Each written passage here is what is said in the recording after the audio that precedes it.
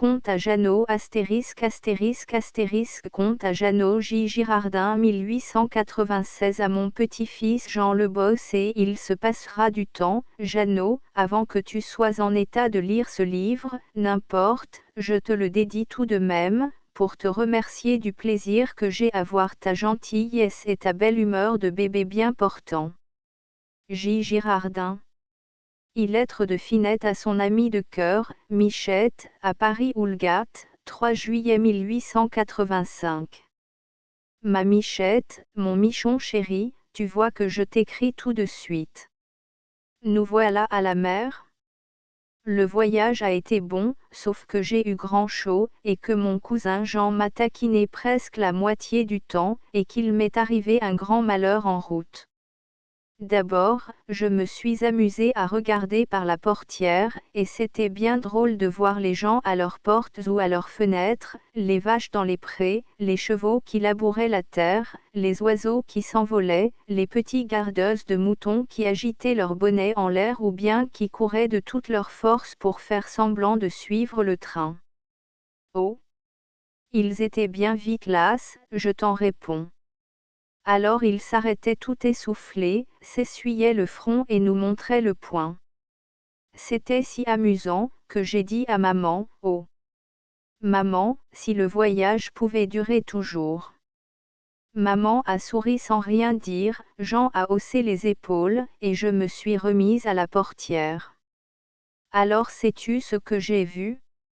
Nous étions sur une hauteur, on voyait les maisons et les personnes tout en bas, dans le jardin d'une des maisons, 2 garçons s'amusaient à traîner une petite fille dans une voiture à 4 roues. Voilà un des garçons qui se retourne en riant, lève la corde aussi haut qu'il peut, et fait chavirer la voiture et la petite fille. Oh! Qu'ils sont méchants et mal élevés, les garçons. Comme nous allions très vite, des arbres m'ont caché le jardin, mais je suis sûre que la pauvre petite fille s'est fait grand mal. Jean a tout de suite pris le parti des garçons, il a prétendu que la petite fille était probablement quelque mauvaise peste qui avait dit quelque chose de désagréable à ses frères, et qu'il avait bien fait de la faire chavirer pour la punir. Je lui ai tourné le dos et je suis revenue à la portière. Mais bientôt je me suis aperçue que c'était toujours la même chose et que cela devenait un peu ennuyeux, et puis j'avais mal dans les jambes. Maman me dit, « Finette, tu bailles, tu dois avoir faim, je te permets de faire la dînette avec ta poupée point. » Alors j'ai fait la dînette avec ma poupée, mais tu penses bien que je l'ai enveloppée jusqu'au cou dans mon mouchoir, à cause des miettes de pain et des petits morceaux de chocolat qui auraient pu tomber sur ce joli cache-poussière que nous lui avons fabriqué à nous deux. J'en n'aime pas Lily, qui ne lui a pourtant jamais rien fait. Aussi j'étais bien sûre qu'il se moquerait d'elle, et cela n'a pas manqué.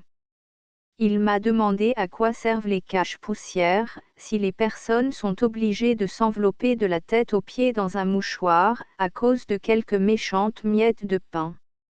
Je ne lui ai pas seulement répondu. Et, comme je voyais bien que ma poupée avait envie de dormir, je l'ai couchée dans mon petit panier. Je ne sais pas si c'est d'avoir couché ma fille qui m'a donné envie de dormir aussi, mais je me suis allongée dans mon coin et je me suis endormie. C'est pendant que je dormais que le grand malheur est arrivé. En me réveillant, longtemps après, j'ai pensé que ma fille devait être éveillée aussi. J'ai ouvert tout doucement le panier. Les chaos avaient jeté Lily tout d'un côté. Quand je l'ai tirée du panier, j'ai poussé un grand cri et je me suis mise à pleurer. Figure-toi que le côté droit de la figure de Lily était barbouillé d'encre bleue, et son bras droit aussi, et tout le côté droit de son joli costume. Quand maman avait fait les malles, j'avais oublié de lui donner la bouteille d'encre bleue que j'avais achetée pour t'écrire. Je ne m'en suis aperçue qu'au dernier moment, et alors, sans rien dire, je l'ai mise dans le panier de Lily. La bouteille s'était débouchée pendant que je dormais, et ma pauvre Lily avait pris un bain d'encre bleue. Jean n'a pas osé se moquer de moi, parce que j'avais beaucoup de chagrin, il est taquin, mais il n'est pas méchant. Maman m'a consolée en me disant que, comme la tête, les bras et les mains de Lily sont en porcelaine, on pourra enlever l'encre bleue avec de l'eau, mais le cache-poussière est perdu, et le joli costume de plage aussi. Maman ne m'a pas grondé d'avoir mis la bouteille d'encre bleue dans mon panier, mais je sais bien tout de même que c'est ma faute si le malheur est arrivé, car j'aurais dû songer plutôt à la bouteille, au lieu de jouer tout le temps à la poupée pendant que maman faisait les malles et me répétait toujours, « Finette, tu n'oublies rien. Si tu as oublié quelque chose, il est encore temps point. » Quand j'ai vu que j'avais oublié la bouteille, j'aurais dû la laisser à la maison ou demander à maman de la mettre quelque part où elle n'aurait pas causé de malheur. Les mamans ont tant d'esprit. Au lieu de cela, j'ai fait une grosse sottise et causé un grand malheur.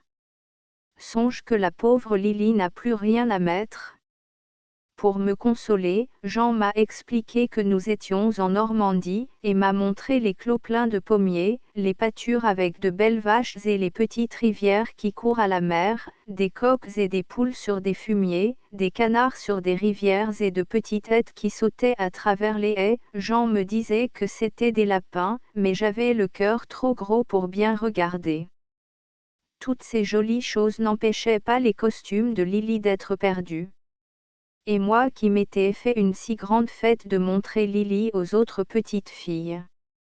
Tu vois que j'avais bien du chagrin, et pourtant Jean a fini par me faire rire. Le chemin traversait des herbages. Tout d'un coup, nous voyons un homme, une jeune fille et un petit garçon qui traversaient un pont de bois, pour s'en aller dans les prés, faner le foin coupé. Ils avaient un toutou derrière eux. Jean s'est mis à chanter, les canards l'ont bien passé, tire, lire, lire. Cela ressemblait si bien à ce que nous avions vu chez Robert Houdin, que je n'ai pas pu m'empêcher de rire. Mais je n'ai pas ri longtemps, car j'ai repensé tout de suite à la pauvre Lily. C'est ce malheur-là qui est cause que je t'écris avec de l'encre noire et non pas avec de l'encre bleue, comme je te l'avais promis. Je t'aime bien tout de même et je t'embrasse comme je t'aime. Ta petite amie, Finette. Oulgat, 8 juillet 1885. Ma Michette, mon Michon chéri, je t'ai promis de te dire ce que c'est que la mer, et je vais te le dire. La mer, c'est beaucoup d'eau, on ne peut pas dire le contraire. Mais, quand on est tout près de l'eau sur le sable, on pense en soi-même, ce n'est pas si grand qu'on me l'avait dit. Mais on garde ça pour soi, parce qu'il y a toujours là des gens pour se moquer de vous quand vous faites des réflexions tout haut. J'ai bien fait de me taire, car mon cousin Jean ne se serait pas gêné pour me dire que je n'y entendais rien. Le 4 juillet, dans l'après-midi, nous sommes montés sur des hauteurs, plus nous montions, plus nous voyions loin, et plus la mer paraissait grande. Je n'ai encore rien dit. Mais, à mesure que nous montions, le fin bord de la mer, là-bas, du côté où elle touche au ciel, avait l'air de monter aussi. Quand j'ai vu cela, je n'ai pas pu retenir ma langue, et Jean m'a dit, « Petit toi, c'est l'effet de la perspective. » Alors je lui ai demandé ce que c'est que la perspective, il m'a répondu que j'étais trop petite pour comprendre l'explication de ce mot-là. Veux-tu que je te dise ? Eh bien, moi, je crois qu'il ne sait pas plus que moi ce que cela veut dire, sans cela il m'aurait donné des explications pour se faire valoir. Les garçons ont grand tort de se croire plus que les filles. Je te dirai que l'eau de la mer est salée, avec un goût amer. Je le sais, parce que j'en ai avalé plus d'une gorgée à mon premier bain. Sais-tu ce que c'est qu'un baigneur ? Non. Eh bien, un baigneur, c'est un homme à figure rasée, qui a l'air d'avoir mariné dans l'eau de mer. Il a une bonne figure, mais il ne faut pas se fier à cela. Il vous prend dans ses bras, et il vous plonge en pleine eau. Vous avez beau prier, supplier, vous débattre, rien n'y fait, il vous plonge une fois, 2 fois, 3 fois dans la mer, et puis après il vous rend à votre maman. Comme c'est par ordre du médecin que l'homme me plonge dans la mer, maman donne raison au baigneur et ne veut rien entendre. Pour ne pas faire rire à mes dépens les autres personnes qui sont là, je ne crie plus, je ne me débats plus. Quand l'homme dit « allons-y », je ferme les yeux et la bouche, et je retiens mon haleine, mais il faut croire que je ne m'y prends pas bien, car j'avale toujours quelques gorgées de cette eau salée et amère. J'aime bien la mer pour jouer au croquet sur le sable, mais je n'aime pas la mer pour être fourré dedans 3 fois de suite. Voilà ce que c'est que la mer. Ah! Il y a encore quelque chose que j'allais oublier. Il y a des heures où la mer se retire si loin, qu'on ne la voit presque plus, alors les gens du pays disent que la marée est basse. À d'autres heures, elle revient couvrir le sable, et l'on dit que la marée est haute. À marée basse, Jean s'en va pêcher des crevettes avec d'autres garçons de son âge. Tu sais ce que c'est que des crevettes, mais tu ne les as vues que cuites. Vivantes, elles sont si transparentes, qu'on les aperçoit à peine dans l'eau. Et puis il y a des petits garçons qui lancent des bateaux sur les flaques d'eau que la marée a laissées après elles. J'ai remarqué un de ces petits garçons, qui a une grosse tête, une figure renfrognée et un caractère grognon.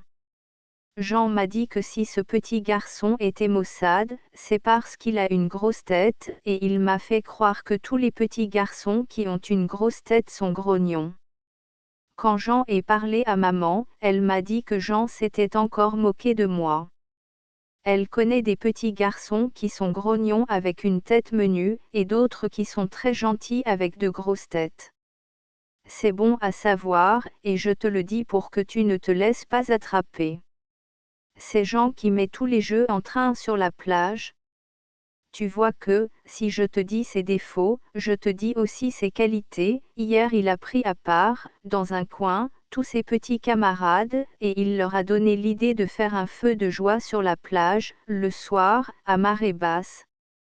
Toute la journée, ils ont transporté dans leurs brouettes du foin, de la paille, des broussailles et des fagots, et, le soir, Jean a mis le feu au bûcher. C'était très joli, et tout le monde se promenait autour, même les grandes personnes. Les garçons commençaient à danser des rondes autour du feu, et les plus hardis parlaient de sauter par-dessus, lorsqu'il est venu une averse qui a dispersé tout le monde. 10 juillet 1885. Il a plu toute la nuit du feu de joie, et puis toute la journée et toute la nuit d'après. Il pleut encore au moment où je t'écris. C'est ennuyeux partout, la pluie, mais surtout à la mer. On ne voit dehors que les gens du pays et quelques baigneurs enragés, toutes les dames restent dans leurs logements ou vont faire de la musique au casino. On ne voit dehors qu'une Anglaise de 14 ou 15 ans. Il paraît que les petites Anglaises font tout au rebours de nous autres, par exemple, elles se promènent sans leur bonne et sans leur maman, et elles sortent par tous les temps. Je vois la nôtre par la fenêtre, elle fait les 100 pas toute seule, chaussée de grosses bottines, un grand parapluie à la main, et les cheveux au vent. Jean prétend que tous les Anglais font exprès de se promener à la pluie, et que c'est pour cela qu'ils ont tous les cheveux rouges. Mais je commence à me défier de Jean, et je l'ai bien attrapé en lui disant que j'ai vu à Paris beaucoup d'Anglais qui n'avaient pas les cheveux rouges. Figure-toi qu'elle se promène toujours. Maman, qui a trouvé ici des personnes de connaissance, a appris que ce n'est pas pour faire de l'effet que la petite Anglaise se promène à la pluie. Son médecin lui a ordonné de se promener 2 heures, par tous les temps. Quand maman m'a dit cela, il y a 2 minutes, je n'ai pas pu m'empêcher de rougir parce que je l'avais supplié de ne pas me faire fourrer dans l'eau par la pluie. Sais-tu ce que je ferai, s'il pleut encore demain? Je dirai à maman de me faire prendre mon bain tout de même. J'espère qu'elle sera contente de moi. Je te regrette tout le long du jour, ma chère Michette, mais je te regrette doublement par la pluie. Ah! Si tu étais ici, nous ferions de bonnes causettes, comme à Paris, et nous ne nous apercevrions seulement pas qu'il pleut. 11 juillet 1885. Il pleut toujours, seulement un peu plus fort. J'ai demandé à maman de m'envoyer au bain avec Justine. Elle est si bonne, ma maman, qu'elle a tenu à venir elle-même. Elle a pensé que cela me donnerait du courage, et elle a eu raison. Oui, cela me donnait du courage de la voir me sourire sous son parapluie. Je tremblais malgré moi, mais j'avais le cœur content. Le baigneur s'est mis à rire et m'a dit, « Ma petite demoiselle, vous faites comme Gribouille, qui se mettait à l'eau pour n'être point mouillée par la pluie. » J'ai ri aussi, et puis il m'a plongé 3 fois dans la vague, et puis c'était fini, et j'avais envie de danser. Maman m'a promis d'écrire à papa que je m'étais conduite comme une bonne petite fille. Elle m'a promis encore de m'aider à coudre le nouveau costume de Lily. Pour me désennuyer, elle m'a menée après déjeuner à une espèce de ferme qui est à 2 pas de notre chalet. Dans cette promenade, tout m'amusait, même de patauger, même de recevoir des ondées dans le cou. Maman m'a dit que, quand on avait le cœur content, on voyait toujours le bon côté des choses. Je tâcherai d'avoir le cœur content le plus souvent possible. À la ferme, dans une espèce de grange, il y avait des lapins, mais, tu sais, Michon chéri, des lapins vivants. Ah! Des lapins comme ceux que nous avons vus souvent à l'aventure des fruitiers, pendus la tête en bas, ou bien des lapins vivants, ce n'est pas du tout la même chose. Oh! Si tu avais été là avec moi pour les voir sauter, s'asseoir pour friser leurs moustaches, faire aller leurs oreilles, et me regarder d'un air éveillé. D'abord ils avaient un peu peur de moi, mais la fermière m'a dit, « Donnez-leur des carottes, mademoiselle, et vous verrez. » Elle m'a montré un panier où il y avait des carottes, et j'en ai donné à mes petits amis. Car je puis bien dire que ce sont maintenant mes petits amis. Crois-moi, Michette, quand tu rencontreras des lapins, donne-leur des carottes, et tu verras. Ne sois pas jalouse de mes nouveaux amis, mon Michon chéri, je n'aimerai jamais personne plus que toi, et je t'embrasse de tout mon cœur. Ta petite amie, Finette. De la faute de Nono y c'était, en cette belle terre classique de Sicile, un de ces coins charmants que Théocrite aimait à contempler et à dépeindre dans ses idylles. Depuis la pointe du jour, la vendange occupait tous les bras et réjouissait tous les cœurs. Le père de famille, semblable, dans sa robuste élégance, à quelque dieu rustique de l'ancienne Grèce, après avoir distribué la tâche aux vendangeurs et aux vendangeuses, avait mis lui-même la main à l'œuvre pour donner le bon exemple. Il avait ri et il avait chanté, parce que la joie de vivre était en lui, car les grappes étaient nombreuses et lourdes, et il voyait le pain de l'année assuré pour tous les siens. Il avait ri et il avait chanté, parce que le ciel était sans nuages, parce que l'odeur du raisin écrasé, qui planait dans l'air, ajoutait en son âme quelque chose à l'ivresse du bonheur, parce que ses enfants étaient gais, alertes et bien portants, comme de jeunes faunes, parce que la compagne de sa vie était la matrone la plus belle et la plus sage de la paroisse, et qu'elle avait de la cervelle pour 2. Et elle faisait bien d'avoir de la cervelle pour 2, car lui, Mazo, en dépit de son faux air de dieu antique, en dépit de sa force, en dépit de sa barbe, n'était qu'un grand enfant. Après avoir vaillamment peiné, en bon père de famille, pendant toute la première partie du jour, Mazo ôta son rustique chapeau de paille, essuya de son bras nu la sueur de son front, et dit en riant, « Mes enfants, je crois que c'est assez pour une fois. Allons voir si la maîtresse a pensé à nous.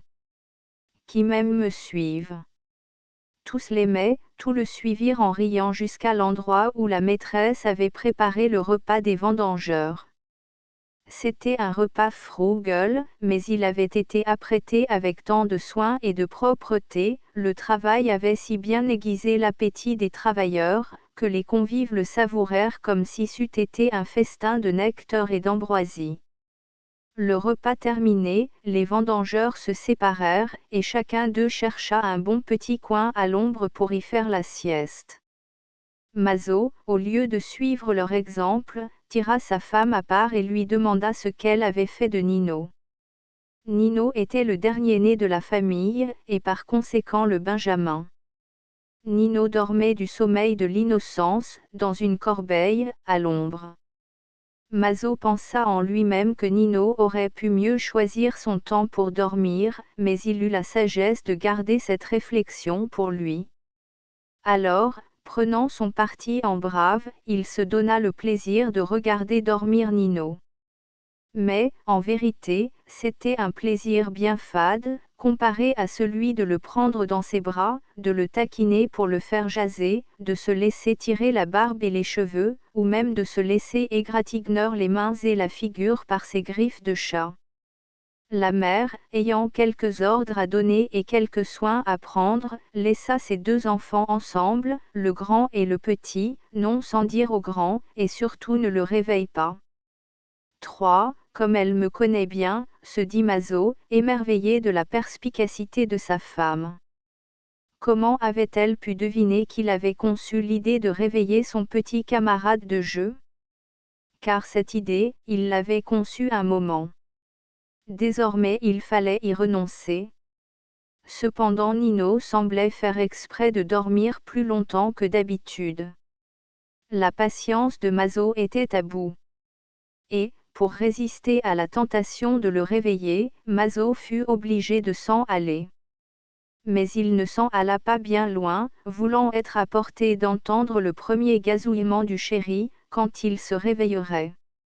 Adossé contre une barrière rustique, les bras croisés sur sa poitrine nue, le bon Mazo s'endormit tout debout, comme une sentinelle négligente, ayant à ses côtés son grand chien qui dormait comme son maître. Tout à coup il sembla à Mazo que son chien se frottait contre lui, et qu'en même temps quelqu'un tirait son chapeau. Il tressaillit, ouvrit les yeux, et partit d'un grand éclat de rire en voyant Nino qui le regardait d'un air surpris, et qui s'efforçait de lui prendre son chapeau pour le punir de ne lui avoir pas fait de risette.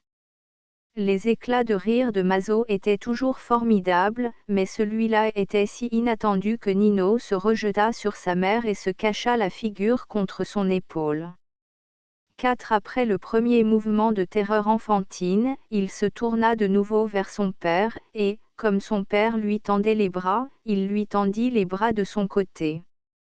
La paix était faite, mais la paix ne se fait jamais sans que le vaincu accepte les conditions du vainqueur. Le vaincu, c'était Mazo. Les vainqueurs, c'étaient la mère et le petit garçon. La mère, avant de livrer son précieux fardeau aux mains robustes et allées qui se tendaient vers lui, dit à son mari d'un petit air moqueur qui lui allait bien, « Surtout ne l'écrase pas, et ne le laisse pas tomber. » « Bon, c'est convenu, » répondit le dieu antique du ton le plus bénévole. Et alors seulement il put prendre possession du second vainqueur. Le second vainqueur s'attaqua à la barbe, aux lèvres, aux yeux, aux sourcils du vaincu, et revint finalement à son chapeau. Le vainqueur était si agressif et si téméraire, le vaincu si patient et si heureux d'être malmené et maltraité, que le grand chien en poussait de petits cris de tendresse, et frottait sa tête contre la jambe du vaincu, les yeux fixés sur le vainqueur, pour bien montrer qu'il entrait dans l'esprit de la chose, et qu'il prenait sa part de toute cette joie. En ce moment, deux personnages nouveaux entrèrent en scène, Stella, la sœur aînée, qui avait 7 ans, et Nono, le frère cadet, qui en avait 3. Tous deux étaient couronnés de pampres, en l'honneur des vendanges. Ni le grand chien, ni le père, ni le petit Nino ne s'aperçurent de leur arrivée, mais les mères de famille ont l'œil à tout, même dans les moments les plus pathétiques, et la mère de famille s'aperçut tout de suite que la bonne harmonie ne régnait pas entre Nono et Stella. « Mon père » s'écria Stella d'un ton tragique. « Tchac. Tchac. Tchac » répondit le père, non pas à Stella, mais à Nino, qui accaparait toute son attention. Il faisait tchac, tchac, tchac, pour l'exciter à rire. « Mère, dit Stella d'un ton non moins tragique. Qu'as-tu, ma mignonne? Lui demanda sa mère. Il faut gronder Nono, répondit Stella. Gronder Nono, s'écria le père, qui avait entendu les derniers mots. Gronder Nono. Et pourquoi donc? Il a fait une chose défendue, répliqua Stella avec un sérieux tout à fait bouffon. Il a fait une chose défendue, reprit le père en se débattant de son mieux contre Nino, qui cherchait à lui fourrer son petit poing dans la bouche. Oui, père, une chose défendue. Au lieu de cueillir des grappes, il a cassé la branche tout entière. Vois plutôt. Nono, tout penaud, tenait dans le peigne de sa chemisette relevée 2 grosses grappes et la branche tout entière, qui traînait derrière lui. Il sait bien, reprit Stella, qu'il y a dans la branche des grappes pour l'année prochaine, on ne les voit pas, mais elles y sont, maman me l'a dit le jour où j'avais cassé une branche. La belle affaire, s'écria le père de famille en haussant les épaules, je ne veux pas qu'on se querelle un jour comme celui-ci. Venez tous les deux embrasser votre petit frère, après cela allez-vous en jouer, et ne nous ennuyez plus de vos querelles. Point. 6. Les 2 enfants embrassèrent leur petit frère, et s'en allèrent jouer chacun de son côté, emportant dans leur petite cervelle chacun une idée fausse. Nono était persuadé que désormais, avec l'approbation paternelle, il pouvait traiter la vigne comme bon lui semblerait. Quant à Stella, elle se dit que la justice était un vain mot, puisque l'on permettait à Nono ce qu'on lui avait formellement interdit à elle-même. Ces idées auraient fermenté dans les 2 petites têtes comme le vin nouveau dans la cuve, si la mère de famille, avant la fin du jour, ne s'était arrangée pour prendre chacun de ses enfants en particulier, et pour leur faire voir la vérité. Stella, adroitement interrogée, dut convenir que le pauvre Nono n'avait péché ni par malice ni par désobéissance, puisqu'il avait cassé la branche sans qu'on lui eût défendu de la casser ni expliqué pourquoi il ne fallait pas la casser. Il avait si peu conscience d'avoir commis un crime, que, quand Stella l'avait si vertement tancé, il apportait triomphalement la branche à sa maman pour lui faire plaisir. Stella dut reconnaître que la justice n'est pas un vain mot. À Nono, la jeune mère se contenta de dire ce qui peut entrer dans l'intelligence d'un enfant de 3 ans. Sans lui charger l'esprit de la théorie des grappes futures, elle lui fit comprendre qu'un tout petit enfant ne doit toucher à rien sans avoir demandé conseil à son papa ou à sa maman. C'est une règle dont l'application ne demande point de grands efforts d'intelligence. Nono a compris, répondit le jeune délinquant. Le père n'eut point connaissance des exploits de sa petite femme, mais, d'une manière générale, il continua à en être très fier, parce qu'elle avait de la cervelle pour 2. 3. Charles Klipman. J'ai lu quelque part que les savants, lorsqu'ils ont en tête une découverte importante, n'ont plus aucune idée de ce qui se passe autour d'eux. Monsieur Klipman était un grand chimiste, et il ne savait jamais ce qui se passait dans sa maison, toute son attention étant concentrée sur ses cornues, sur ses alambics et sur ses petites fioles. Comme il n'était pas riche, il n'avait qu'une seule domestique, la vieille Françoise. La vieille Françoise passait sa vie à se désespérer, parce que monsieur tachait et déchirait ses vêtements, sans s'en apercevoir, mettait tout le ménage en désordre pour trouver un objet qu'il tenait à la main, enfilait ses bas à l'envers, en songeant à autre chose, sortait en vieilles pantoufles, mangeait sans se douter de ce qu'il mangeait, s'étranglait en méditant des problèmes, et, à toutes les observations, répondait d'un air ahuri, « Eh oui. » Comment donc? Certainement. Monsieur Klipman avait, quelque part, un frère, qui était demeuré veuf avec un petit garçon. Ce frère mourut. Pour une fois, Monsieur Klipman se laissa habiller décemment par Françoise, alla enterrer ce frère qui était mort sans laisser un sou, prit le petit garçon par la main et l'emmena chez lui. Voilà un petit garçon, dit-il à Françoise, c'est mon neveu, vous savez, oui, certainement. Je l'adopte.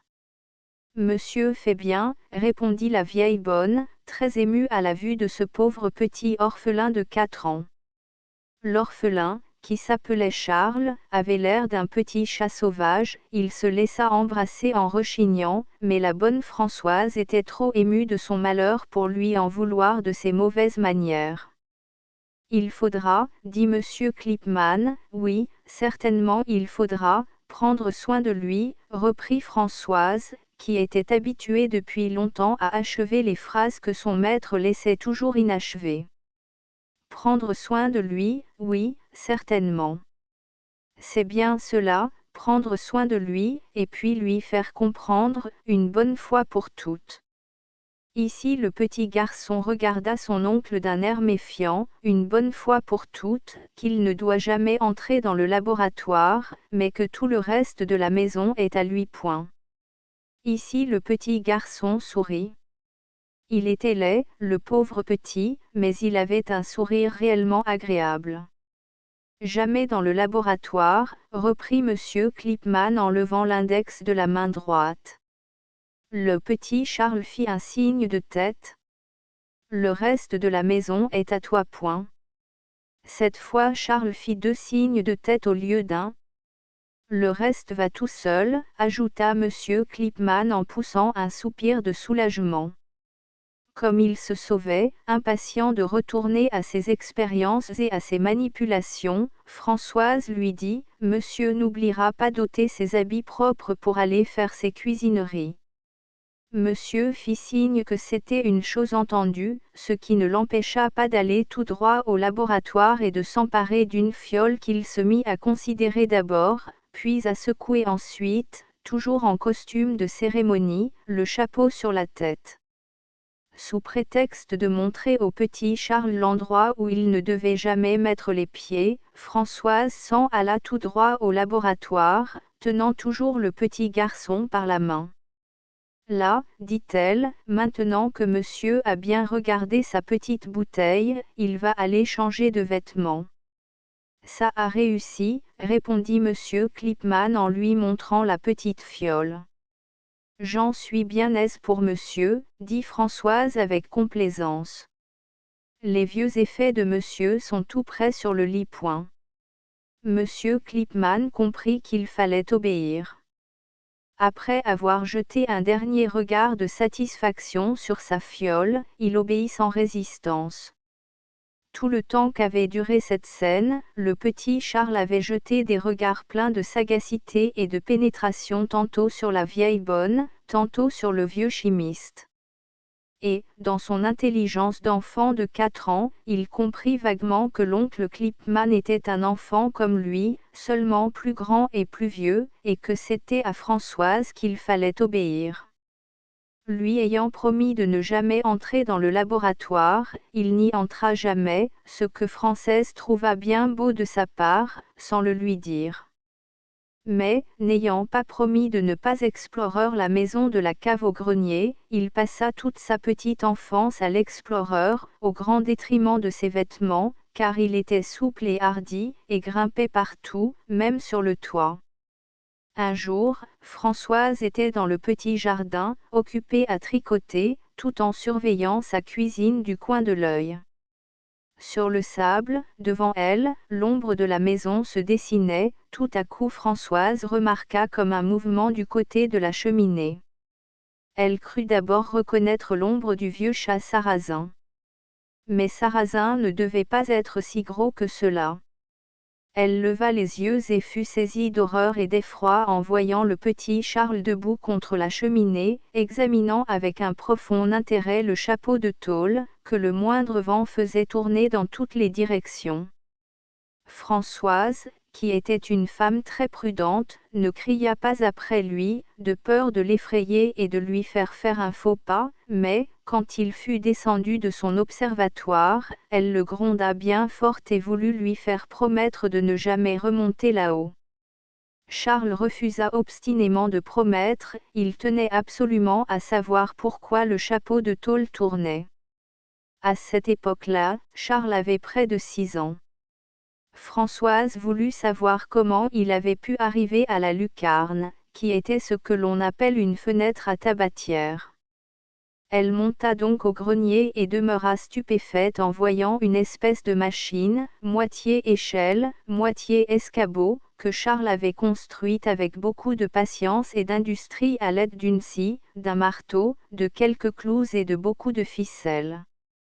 Dans la construction de cette machine entraient quelques débris de planches, un manche à balai, les 3 tiroirs d'une vieille commode et la carcasse d'un fauteuil, tout cela dépecé à la scie par l'industrieux Charles. Françoise pria M. Klipmann de monter pour examiner cela. Le chimiste ne s'indigna pas de voir ces meubles en pièces. Tout ce qu'il trouva à dire, c'est que ce petit garçon était adroit comme un singe. Il est temps, riposta Françoise, que ce petit garçon aille à l'école, pour apprendre quelque chose. Nous verrons s'il est aussi adroit de sa cervelle que de ses mains. Oui, oui, répondit M. Klipmann, il est en point. Et Charles fut envoyé à l'école. Il apprenait bien, et vite. Trop vite même, au grand détriment du mobilier de la classe. Comme il avait toujours terminé son travail bien longtemps avant les autres, il employait ses loisirs à graver son nom sur les tables et sur les bancs, à creuser des trous pour placer ses coudes plus à l'aise, à tracer de profondes rigoles pour y faire couler de l'encre. Quand la table fut tailladée à jour, il songea à enlever les vis qui la retenaient aux pieds massifs. Ce n'était pas avec l'intention de faire tomber la table, pour causer du désordre, c'était pour savoir la raison des choses, car il remettait toujours les vis après les avoir enlevées. Quand il sut ce qu'il voulait savoir, il commença à apporter en classe des morceaux de bois plein ses poches, et il les travaillait avec un canif. Il ne peut pas s'empêcher de tailler quelque chose, disait le maître d'école à Françoise. Françoise le savait bien, et les vieux fauteuils du grenier le savaient bien aussi, car c'était à même les bras et les pieds de ces vieux débris qu'il prenait ses provisions de bois à l'aide d'une scie mystérieuse, sur laquelle Françoise ne put jamais mettre la main. Un certain jeudi, jour de congé et de loisir, il mit le comble à ses méfaits domestiques. Il s'était introduit dans le cabinet de son oncle, et cela sans scrupule et sans remords, puisque la maison était à lui. En furetant, selon son habitude, il découvrit un cornet de papier contenant des clous en quantité, puis un ciseau, puis une vrille, puis un marteau. Quelle richesse! Et à quoi les employer? Les yeux brillants, les narines frémissantes, il regarda autour de lui. Qu'avait-il besoin de chercher si loin? Là, sous ses yeux, sous sa main, il y avait un énorme coffre en bois. Il attaqua d'abord le coffre avec le ciseau, et enleva de très beaux morceaux. Fatigué du ciseau, il joua de la vrille. Fatigué de la vrille, il enfonça des clous avec le marteau. Et puis que ferait-il bien encore? Ses yeux tombèrent sur le chapeau du chimiste, le chapeau numéro 1, s'il vous plaît. Pourquoi aussi ce chapeau se prélassait-il sur le coffre, à portée de la main, au lieu d'être accroché dans la garde-robe? Oui, pourquoi? Possédé par son démon familier, Charles se dit que ce serait bien drôle d'enfoncer des clous dans un chapeau. Cette opération présentait certainement quelques difficultés, à cause du peu de consistance de l'objet. Raison de plus pour essayer. Les vrais chercheurs sont toujours piqués au jeu par les difficultés d'une entreprise. Tout d'abord le chapeau se défendit à sa manière en se dérobant sous les coups. Première difficulté à vaincre. Charles en triompha en fixant le rebord du chapeau au bois du coffre à l'aide d'un clou solidement enfoncé.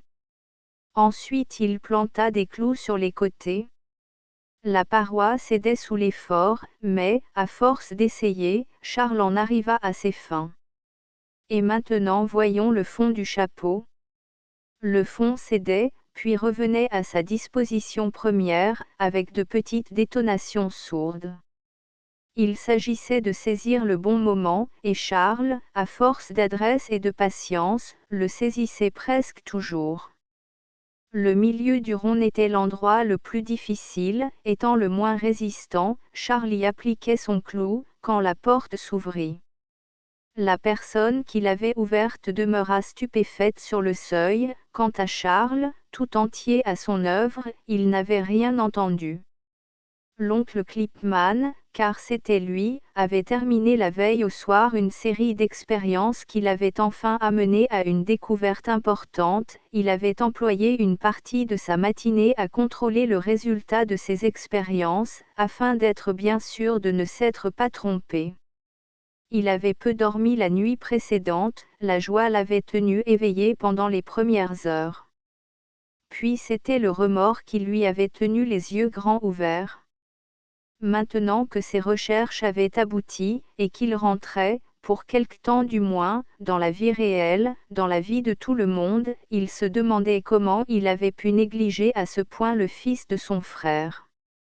Les méfaits de cet enfant, qui était tout du même genre, lui revinrent à la mémoire, et il se dit, un cours d'eau qui n'est point endigué peut gâter tout un pays, il s'agit de lui creuser un canal, et alors ce cours d'eau devient utile, de nuisible qu'il était. Jusqu'ici, je le vois bien à présent, la vie de mon petit-neveu a été comme ce cours d'eau. Ce besoin de s'affairer sans cesse à occuper ses doigts, c'est peut-être une vocation qui s'ignore et qui se cherche. Il s'agirait d'endiguer le cours d'eau et de lui creuser un canal. L'enfant a peut-être, sans le savoir, le goût de la mécanique. Assez de chimères pour le moment, dès demain je ferai des expériences pour aider ce pauvre enfant à découvrir ce qu'il cherche point. Le lendemain matin, l'habitude et aussi le désir de se confirmer dans la certitude d'avoir réussi le menèrent tout droit à son laboratoire. Mais il n'y resta pas plus de 2 heures, et, aussitôt qu'il en fut sorti, il parcourut la maison pour chercher Charles et pour savoir où il en était. Il en était à planter des clous dans le chapeau numéro 1. Au lieu de s'emporter, le brave homme contempla en philosophe le petit garçon qui devait être désormais le sujet de ses expériences. L'adresse de l'enfant, sa dextérité, son attention profonde confirmèrent le chimiste dans ses idées et dans ses intentions. Le clou du centre, le plus difficile de tous, une fois bien et dûment enfoncé, Charles poussa un soupir de soulagement, passa le dos de sa main sur son front et regarda autour de lui. Le premier objet qui frappa ses regards, ce fut la personne de l'oncle Clipman. Quoique l'oncle Clipman n'eût point l'air d'un croque-mitaine, Charles tressaillit et s'écria, en laissant tomber son marteau, « Oh! Mon oncle, qu'est-ce que j'ai fait là? L'as-tu fait par méchanceté et pour m'être désagréable ?» demanda l'oncle Clipman. « Oh! Pour cela, non, mon oncle. Je ne sais pas comment tout cela m'est venu en tête. Je vous jure que, ta parole me suffit, reprit l'oncle Clipman. Maintenant convenons entre nous que ce coffre aurait meilleur air si tu y avais fait moins de trous et enfoncé moins de clous. Convenons que, s'il te fallait absolument enfoncer des clous dans un chapeau, tu aurais mieux fait de choisir le numéro 2, et puis, n'en parlons plus, seulement, promets-moi de te mieux surveiller à l'avenir. Oh! Mon oncle, je vous le promets. Je sais que tu tiens toujours tes promesses. Assez sur ce sujet. Pardonnez-moi, mon oncle. Mon neveu, je te pardonne. La preuve, c'est que je vais t'emmener faire un petit tour de promenade avec moi. Dis à Françoise de te refaire ta toilette. En l'attendant, je vais. Il allait dire, je vais donner un coup de brosse au chapeau numéro 2. Mais il jugea inutile d'ajouter à la confusion de Charles, et il s'en alla en se disant à lui-même, occupons-nous maintenant de creuser ce canal. Une demi-heure après, l'oncle et le neveu s'en allaient les meilleurs amis du monde.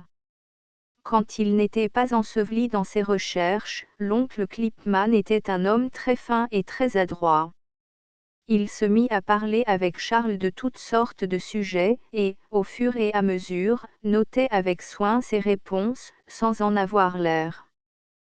Quand ils furent devant la boutique de l'horloger Brisson, l'oncle tourna le bec de cane de la porte et entra, suivi de son neveu.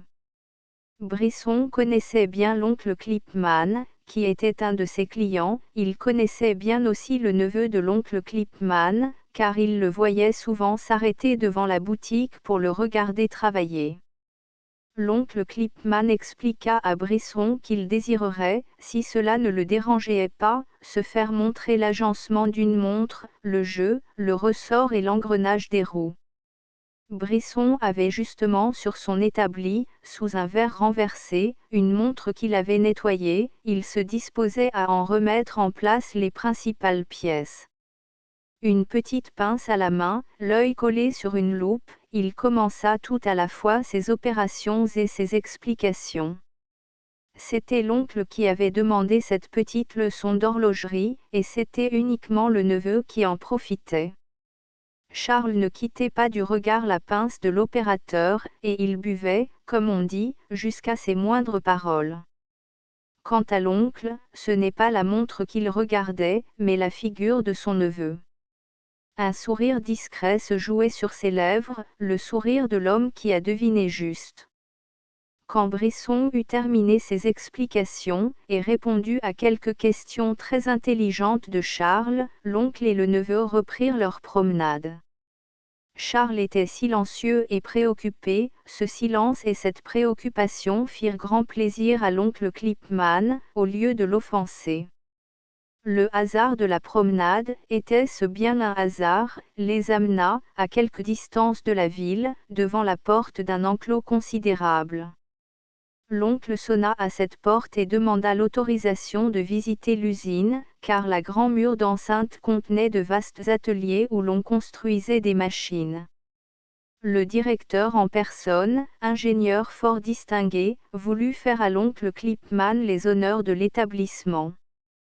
Cette fois encore, ce fut le neveu qui écouta les explications avec le plus d'attention. Pendant qu'ils retournaient chez eux, l'oncle expliqua à son neveu que le directeur de l'usine était ce que l'on appelle un ingénieur civil, que, pour devenir ingénieur civil, il avait passé par une école qui est à Paris, et que l'on nomme l'école centrale des arts et manufactures, ou tout simplement l'école centrale. Charles écoutait en silence. Il était facile de voir que sa petite tête travaillait, envahie par des idées nouvelles. L'oncle Klipman fit semblant d'être plongé dans ses méditations chimiques, et laissa prudemment travailler la petite tête. Au retour, Françoise, à qui son maître avait donné le mot, ne parla pas des dévastations du matin et se montra aussi avenante qu'à l'ordinaire. Aussi Charles la suivit à la cuisine. Là, assis sur une chaise basse, il regarda quelque temps le feu sans parler. Puis tout à coup il dit, « Françoise, je crois que j'aimerais bien être horloger. » « C'est un joli état, » répondit Françoise. « C'est à cause des petits trous qui s'engrènent les unes dans les autres.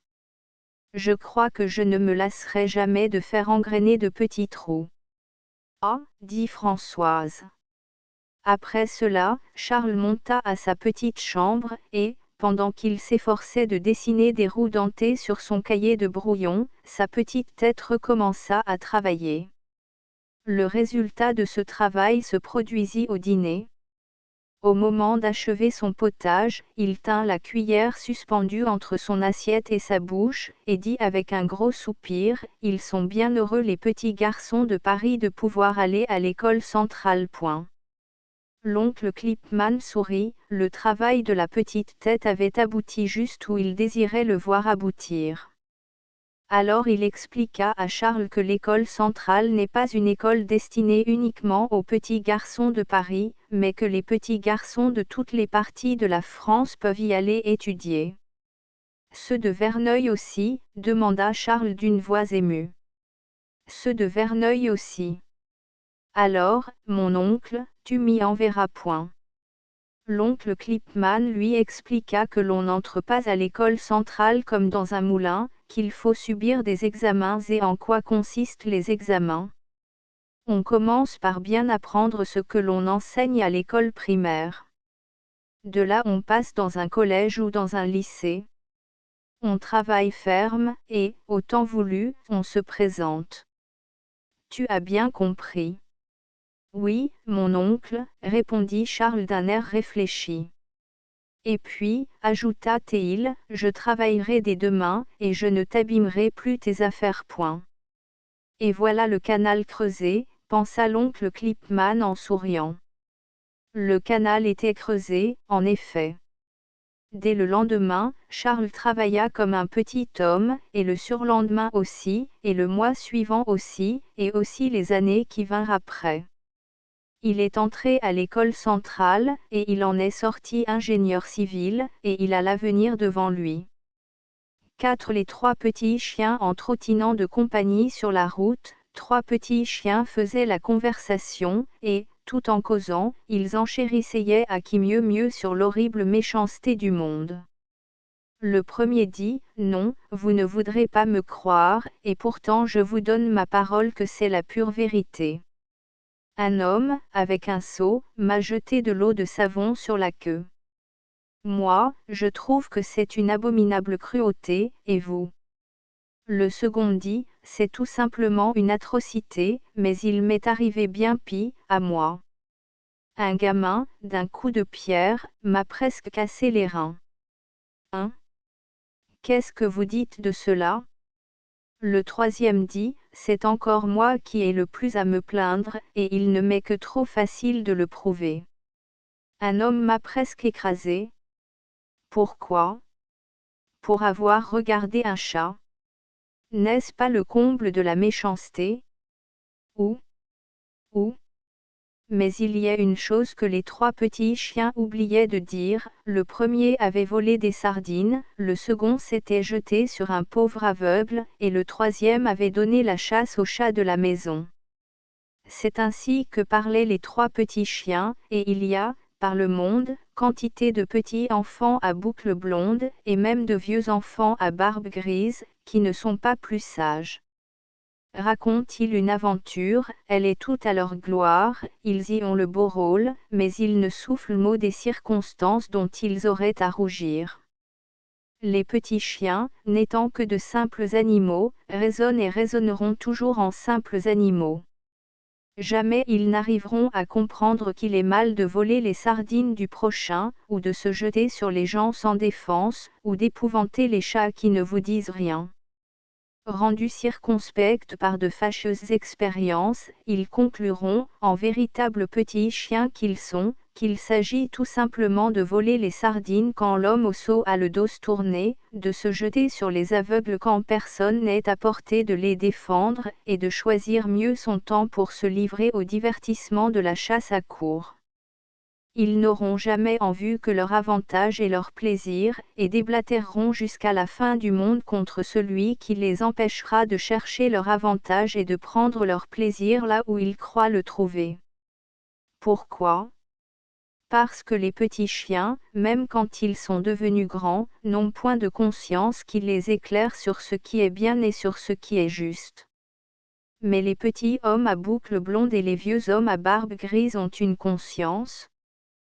Qu'ils la prennent pour conseillère avant de raconter leurs exploits, et pour juge avant de condamner le prochain. Le père Viau a 85 ans, et, quoiqu'il soit encore droit et fort pour son âge, son pas n'est plus aussi ferme ni aussi régulier qu'autrefois, ses mains sont agitées d'un tremblement chronique, et il dit lui-même, en parlant de ses mâchoires édentées qui s'agitent comme pour mâcher à vide, « Voilà que je babinote comme un vieux lapin. » Pas plus tard que le matin même, ayant eu affaire à la ferme, je l'avais entendu, dans la grande salle, se plaindre, moitié en riant, moitié sérieusement, de ses vieux yeux qui ne lui permettaient plus de distinguer un moineau d'un pinson, de ses vieilles jambes qui le laissaient toujours en route, de ses vieilles mains qui ne savaient plus seulement tenir une cuillère sans faire chavirer la moitié de la cuillerée. Et puis, 3 heures plus tard, je retrouve mon invalide à une lieue de la ferme, sur un coteau dont la pente m'avait paru fort raide, à moi qui n'ai pas 85 ans. Il se tenait debout, aussi droit qu'un grenadier à la parade, en face d'un sauvageon qu'il était en train de greffer. Un de ses petits-fils, garçonnet d'une douzaine d'années, le regardait de tous ses yeux. On aurait dit un véritable amateur de bonne peinture, en contemplation devant un tableau de Raphaël. Le grand-père et le petit-fils étaient si bien à leur affaire, qu'ils ne m'entendirent même pas venir. Les mains du père Viot, ces pauvres vieilles mains qui ne pouvaient plus tenir une cuillère, me parurent transformées. Non seulement elles ne tremblaient pas, mais encore elles avaient une dextérité de mouvements et une délicatesse de toucher dont je demeurais stupéfait. Il taillait, il ajustait, enveloppait, sans jamais faire un faux mouvement. Ses vieux yeux, qui ne distinguaient pas un moineau d'un pinson, suivaient, à bonne distance, les moindres mouvements de ses mains et de ses doigts. Enfin, ses mâchoires avaient cessé de babinoter comme celles d'un vieux lapin. L'opération terminée à son entière satisfaction, il ferma son couteau et le remit dans la poche de son gilet. Ensuite il ôta son chapeau, se passa la main sur le front, poussa un soupir de satisfaction et dit, « Fidéric, l'enfant s'appelle Frédéric, en voilà encore un, mon garçon, et ce ne sera peut-être pas le dernier, et... À présent, je crois que je vas fumer une petite pipe. » « Grand-père, dit le petit garçon, quand donc me permettras-tu de greffer un arbre, un vrai arbre ? » « Quand je te le permettrai. » mâchonna le grand-père, qui fouillait d'une main tremblante dans sa vieille poche à tabac. « Oh oui. Grand-père, quand ? » « Il n'y a plus d'enfants, reprit le grand-père en tapotant la tête du petit garçon avec le fourneau de sa pipe de bois, plus d'enfants. Ça croit qu'on greffe un arbre comme on taille un sifflet dans une branche de saule. M'as-tu seulement regardé, pendant que je travaillais, tout à l'heure ? Jean avait mal aux yeux à force de regarder, répondit l'enfant. Oui, oui, c'est vrai, j'ai bien vu que tu faisais des yeux de chat. C'est justement ce que me disait feu mon grand-père, quand j'avais ton âge et que je le regardais comme tu me regardes. Eh bien, mon mignon, je vas te répondre ce qu'il m'a répondu, il y a de cela 73 ans, je crois que tu as l'œil du greffeur, par ainsi, demain matin, je te laisserai faire, et je te regarderai faire, tu entends, je te regarderai faire, tu n'as pas peur. Aussi.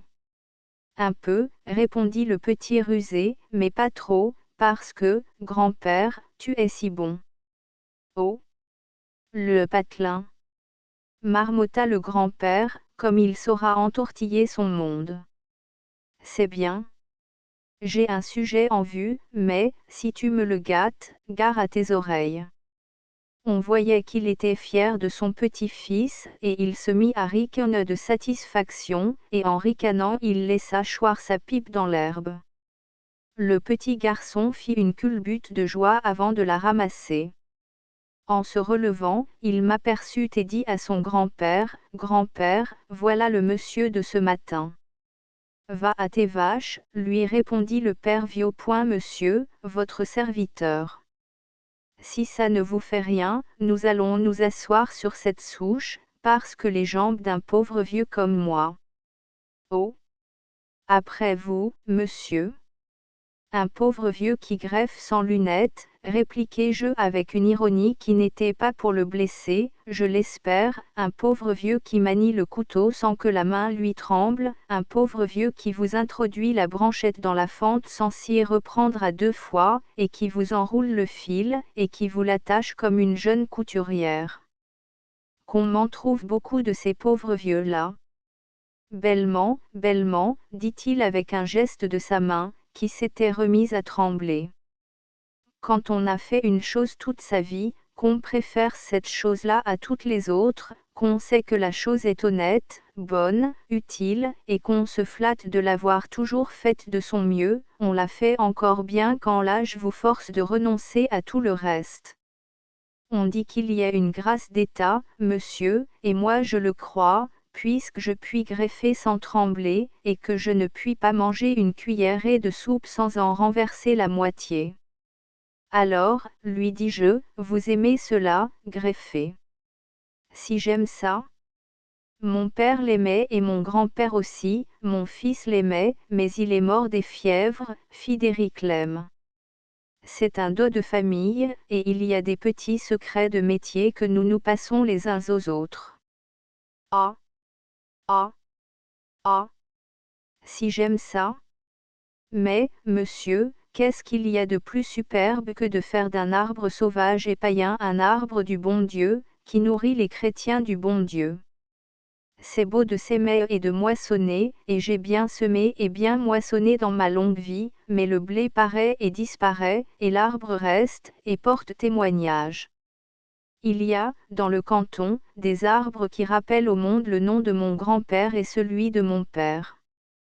Il y en a qui rappelleront le mien. Nous sommes des glorieux, dans notre famille, voyez-vous. Aussi loin que vous pouvez voir, tous les arbres à fruits ont été comme baptisés et rendus chrétiens par nous autres, je ne fais que vous redire les paroles de monsieur le curé. Oui, il a dit, parlant à Monseigneur, la dernière fois que Monseigneur est venu confirmer les enfants par ici, Monseigneur, les vieux sont des missionnaires à leur façon, seulement, au lieu de convertir des nègres, ils convertissent des arbres. Et Monseigneur a dit, Père Viot, c'est très bien, cela. Qui plante un arbre fait une bonne action, qui greffe un arbre fait une action meilleure encore point. Et il a débité aux enfants un petit sermon là-dessus, je n'ai pas tout compris, parce que j'ai l'oreille un peu dure, mais je sais que c'était très beau. Je vois, lui dis-je, que Frédéric a le dos, comme vous. Il l'a, me répondit le bonhomme avec un sourire d'orgueil. Mais, quand ce sourire d'orgueil eut disparu, sa figure redevint toute vieille, ses mains furent reprises de leur tremblement, et la pipe de bois, qu'il avait allumée à grande peine, avait d'étranges soubresauts entre ses gencives. Et comme cela, repris-je, c'est demain que vous ferez faire à Frédéric ses premières armes comme greffeur. Oui, c'est demain, et moi qui n'ai plus l'habitude de désirer grandes choses, je voudrais déjà être à ce moment-là, ça m'avancera pourtant d'un jour sur le chemin du cimetière, n'importe, je voudrais y être point. Pendant qu'une rougeur fugitive lui montait au visage, je le regardais avec respect, et je pensais à part moi, si j'étais destiné à rester sur terre aussi longtemps que ce vieux paysan, quelle est celle de mes occupations présentes qui pourrait me tenir fidèle compagnie jusqu'au bout, donner une force passagère à mon corps défaillant, réchauffer mon cœur, satisfaire ma conscience et m'empêcher d'être comme un mort parmi les vivants. Oui, laquelle ? Ce que je me suis répondu à moi-même importe peu, quelle résolution j'ai prise, c'est mon affaire. Tout ce que je puis dire, c'est que je m'estime heureux d'avoir vu travailler le père Viot et de l'avoir entendu parler. 6 influences d'un ours sur les relations de 3 petites filles à Paris, les petites filles ne peuvent pas voir leurs amis aussi souvent qu'elles le voudraient. D'abord, Paris est grand et les distances sont longues, et puis il y a les cours à suivre, les devoirs à faire, les leçons de piano, les leçons de dessin, les occupations du papa, et les obligations mondaines de la maman. Au bord de la mer, au contraire, on demeure porte à porte, on a des loisirs, on peut donc voisiner entre mamans et entre petites filles. Cette année-là, toute une société de connaissances parisiennes s'était donné rendez-vous à Varennes-sur-Mer, et l'on voisinait ferme. Le 18 août, Madame de Larochemer avait donné une grande matinée de petites filles, parce que c'était la fête d'Hélène, sa fille. Au retour de cette fête, Madame Loudéac et sa petite Suzanne, pour revenir chez elle, à la villa des Tom et Eriks, suivaient un joli petit chemin tournant et causaient de la fête. Alors, chérie, dit Madame Loudéac, tu t'es bien amusée. Oh oui. Maman, et puis, as-tu remarqué Alix de Gairel, dit, maman, l'as-tu remarqué? Les regards de Suzanne brillaient d'enthousiasme. Madame Loudéac ne put s'empêcher de sourire. Il y avait beaucoup de monde, dit-elle, et je ne suis pas bien sûre, oh. Maman, reprit Suzanne d'un ton de reproche, c'était la reine de la fête, des yeux bleus, mais, vois-tu, d'un bleu, et puis, des cheveux blonds, mais, vois-tu, d'un blond, pas en tresse, bien entendu, pourquoi, bien entendu, demanda la maman, qui s'amusait de l'enthousiasme de sa fillette. Oh, reprit Suzanne, les tresses, c'est bon pour des mauviettes comme moi, comme les autres, comme Berthe, comme Lydie, comme Paulette, comme Marthe Lemoine. Elle prononça ce dernier nom avec une sorte de dédain aristocratique, comme si la pauvre Marthe Lemoine eût formé à ses yeux le contraste le mieux fait pour mettre dans tout son relief l'écrasante supériorité de son idole. Madame Loudéac fronça légèrement les sourcils, sans rien dire, toutefois, c'était une mère prudente et expérimentée, et elle laissait volontiers bavarder sa petite perruche, pour connaître le fond de sa pensée. Elle, reprit Suzanne, ses cheveux flottent, ondulent, comme ils ondulent. Et puis, quelle toilette, et puis quel sourire. Ah! Maman, si tu avais vu son sourire. Nous avons causé, elle a bien voulu causer avec moi, et, ajouta-t-elle avec une explosion de joie et d'orgueil, nous nous sommes promis d'être amis, toujours, toujours. Comme cela, du premier coup, demanda la maman d'un ton de douce raillerie. Oui, tout de suite. Tu sais, reprit-elle avec une gravité comique, il y a, comme cela, des personnes que l'on aime à première vue point. Elle regarda d'un air sentimental la ligne bleue de la mer, qui apparaissait par une brèche des falaises, à l'un des tournants du chemin, et, de son petit cœur gonflé de joie et d'orgueil, s'échappa un soupir de reconnaissance. Toujours la même, pensa Madame Loudéac en poussant un soupir de regret, oui, toujours la même, cœur d'or et tête de linotte point. Et elle se promit d'étudier de près cette nouvelle idole, au pied de laquelle sa Suzanne immolait en holocauste toutes ses petites amies, d'un seul coup. Et puis, tu sais, mère chérie, reprit Suzanne, son papa est conseiller d'État, son grand-papa sénateur. Elle a un oncle amiral, et un autre archiduc, tu veux peut-être dire archidiacre. Suggéra la maman, elle se souvenait d'avoir entendu Madame de Larochemer parler, pendant la petite fête, de la parenté des de Gairel, qui étaient des nouveaux venus dans le cercle des Parisiens en villégiature. Archiduc ou archidiacre. C'est toujours quelque chose comme cela, répondit Suzanne sans se déconcerter.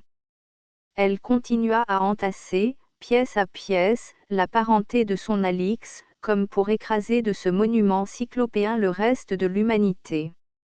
Madame Loudéac devina sans peine que, dans l'idée de sa fillette, la pauvre Marthe Lemoine gisait écrasée avec les autres et, probablement même, plus aplatie que tout le reste. Et pourtant, le père de Marthe était architecte. Et, quoique ce fût un véritable artiste, bien connu dans le monde des artistes, et même dans celui qui s'intitule Tout Paris, Suzanne, dans sa cervelle de linotte, le tenait pour un petit personnage. Savez-vous pourquoi? Parce qu'un jour Monsieur Lemoine avait dit devant elle, à son papa, qu'il lui arrivait quelquefois de monter à l'échelle, comme les maçons, pour voir où en étaient les travaux. À partir de ce jour-là, elle confondit dans son idée l'architecte avec l'entrepreneur qui bouscule les maçons, et avec les maçons eux-mêmes. Et, comme elle avait vu les maçons déjeuner sur leurs échafaudages, elle n'aurait pas été surprise d'y voir un beau jour Monsieur Lemoine, assis les jambes pendantes, les vêtements couverts de poussière, les favoris constellés de pastilles de plâtre, tirer son déjeuner d'un sac de toile ou d'un vieux panier d'osier. Madame Loudéac avait deviné juste.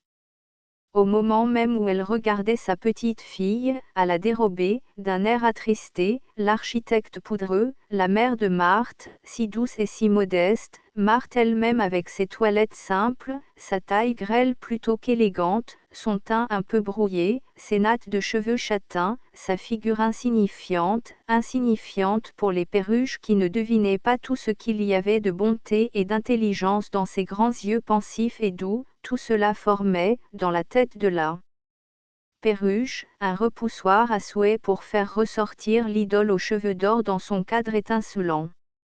Et puis, reprit la perruche d'un ton confidentiel, il y a une chose que tu ne sais pas et qu'il faut que je te dise, Alix est très brave.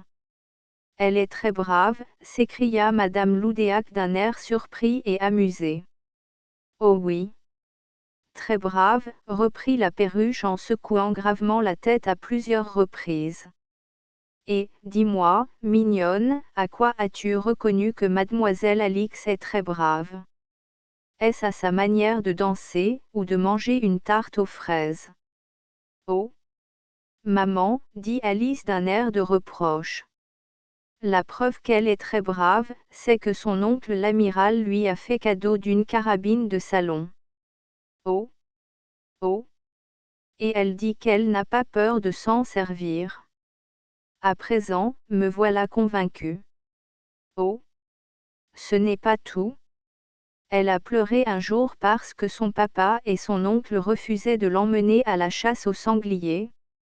Tu sais ce que c'est qu'un sanglier, une grosse bête, très méchante, qui renverse tout et tue tout le monde, quand les personnes ont peur et ne savent pas se servir de leur fusil. Alix n'aurait pas eu peur, elle, et elle aurait tiré le sanglier avec sa carabine, peine. C'est décidément une jeune personne très brave, dit Madame Loudéac d'un ton de légère moquerie.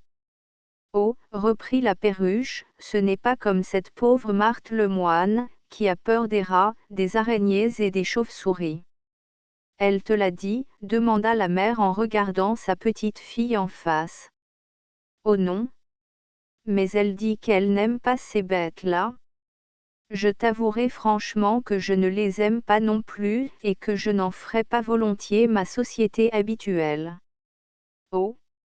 Mais toi, maman, tu n'en as pas peur, tandis que Marthe doit en avoir peur, j'en suis sûre, je devine cela à son air.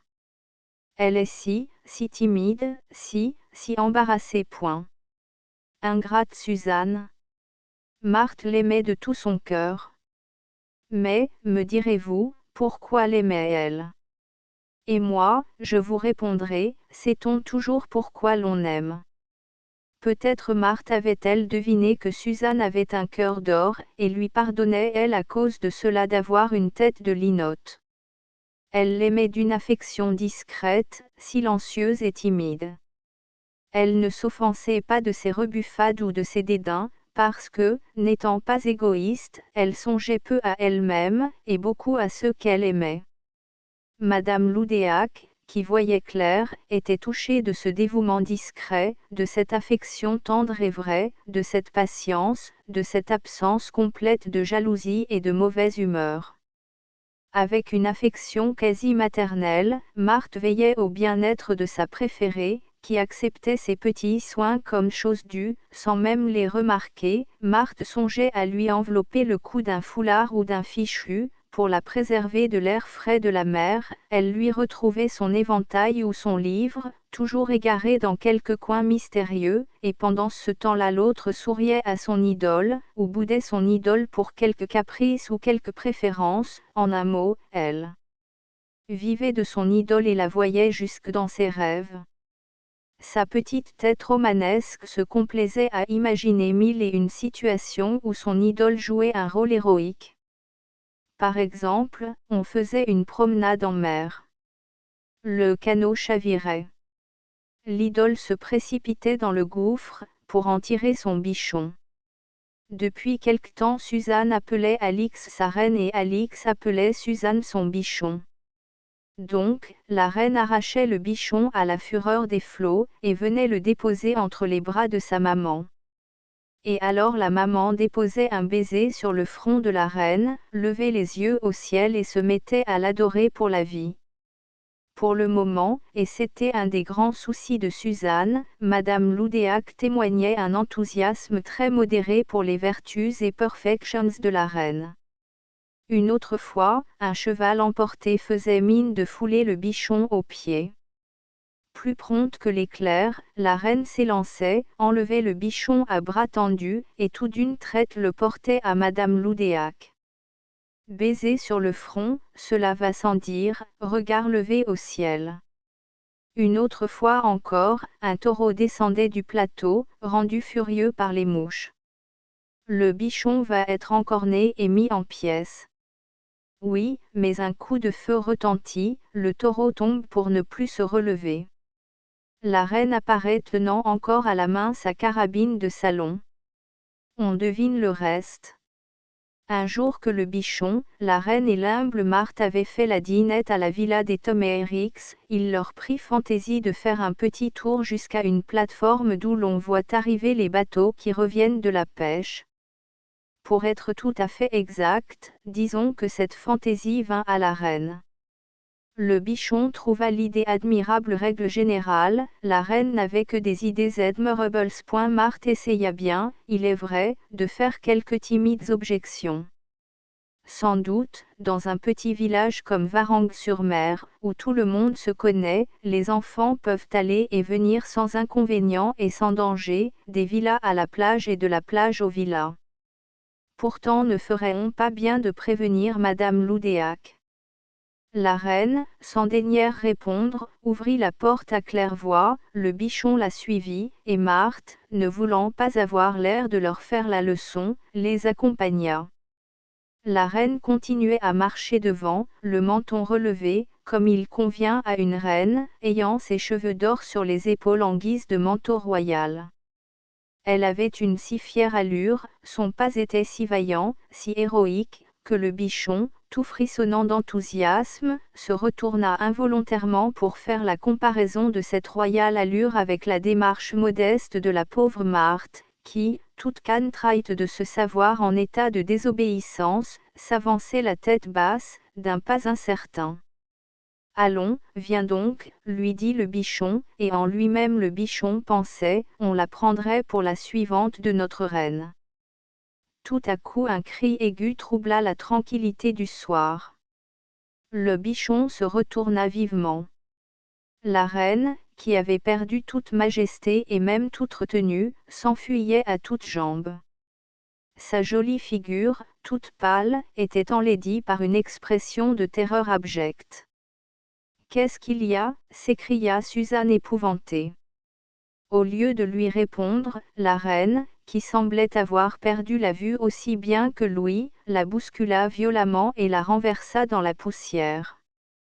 Sans prendre le soin de la ramasser, la reine éperdue gagna la porte du jardin, l'ouvrit et la referma brusquement derrière elle.